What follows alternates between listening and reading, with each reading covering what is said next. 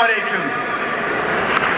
Muhterem kardeşlerim, Ramazan başı rahmet, ortası merhamet, sonu ateşten kurtuluş olan bir ay. Cenab-ı Hakk'ın Müslümanlara, inananlara bahşettiği en önemli ay. Bu ayın başını yaşıyoruz. İnşallah ömür vefa ederse sonuna kadar da ibadetimizi tamamlama gayreti içinde olacağız.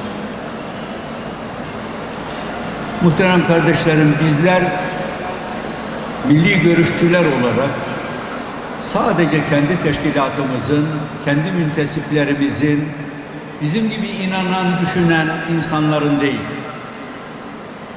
bütün insanlığın saadeti için çalışan bir anlayışa sahibiz.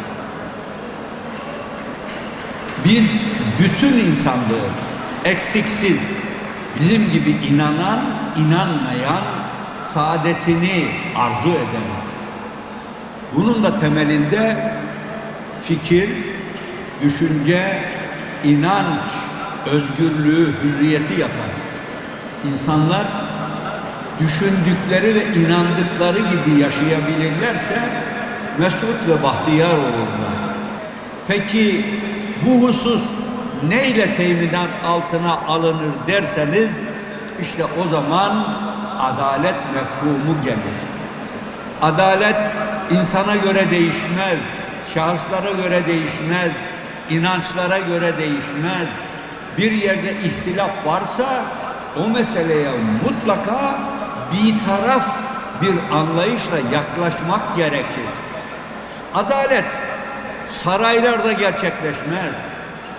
Adalet müesseselerle de gerçekleşmez. Adalet kanun yapmakla da gerçekleşmez.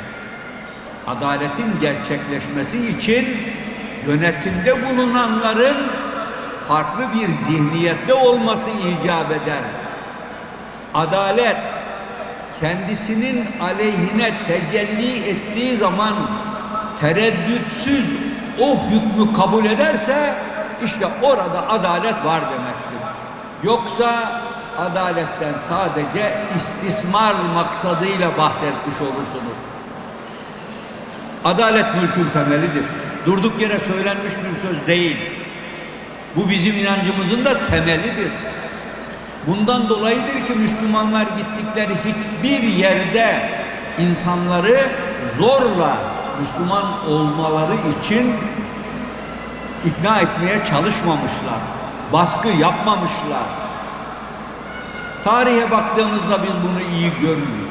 Ama maalesef Batı aleminde çifte standart kural haline gelmiş.